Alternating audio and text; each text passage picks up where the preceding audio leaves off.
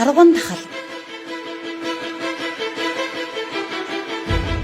Таргун тахал өвчин нь нянгаар үүсгэгддэг халдвартай мэрэгч амьтад тэдгээрийн бүүргээр дамжин халдварладаг, тунгалгын зангилаа, уушхийг зөнхлөн гэмтээдэг, хордлогоор илэрдэг зоонзын зочмог халдварт өвчин юм. Халдварын их уурхай, өвчтөн, таргун тахлаар өвчлсөн мэрэгч амьтад болон туулай хэлбэрт амьтад эдгээрийн сэг зэм, гэрийн тэжээвэр амьтдаас нохой, муур, харах, тэмээ болно. Халдвар дамжих зам. Шууд хавьтлын зам. Өвчтөө тарваг агнах, арьс өвчих, мах эвдэх зэрэг үйл ажиллагааны явцад арьс алстын бүтэн байдал алдагдах, өвчтнийг асрах, сувлах, халдвартай эд зүйлстэй хамгаалах өмсгөлгүй харьцснаас халдварт өртөнө. Дам халдварын зам.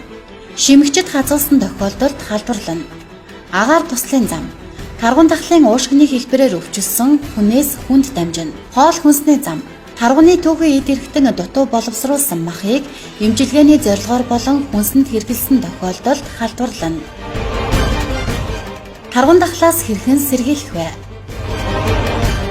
Таргуны түүхий мах эд эрхтэн хоцорон газарт оруулахгүй, эмчилгээний зорилгоор хэрэглэхгүй байх.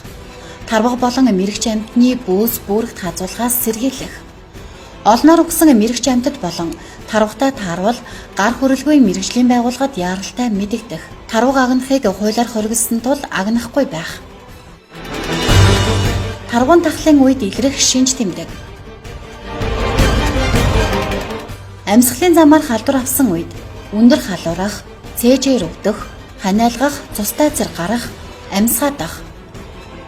Хоол боловсруулах замаар халдвар авсан үед суулгах, жичрэх, жихүүдэс хүрэх, булчингаар өвдөх, дотор муухайрах, ухаан балардах. Хэрэв танд эдгээр шинж тэмдэг илэрсэн тохиолдолд гэртээ өөрийгөө тусгаарлан эмчит утсаар яаралтай дуудлага өгөөрэй.